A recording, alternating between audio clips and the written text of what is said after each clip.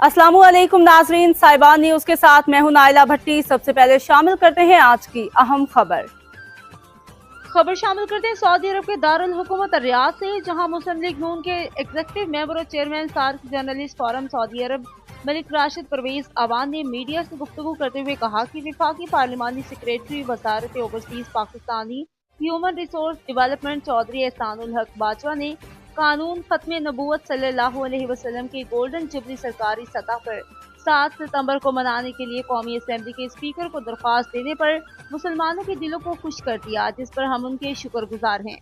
उन्होंने मजीद कहा कि कानून खत्म नबूवत हमारे ईमान का अहम हिस्सा है और नामूस रिसालत हमें अपनी जान से अजीज है। उन्होंने कहा कि कौमी असेंबली ने आज से 50 साल कबल 7 सितंबर को कानून खत्म नबूवत पास किया था, जिसकी गोल्डन जुबली 7 सितंबर 2024 को आ रही है और इंशाअल्लाह हर मुसलमान आशिक़े रसूल सल्लल्लाहु अलैहि वसल्लम इसको जोशो जज्बे से मनाएगा।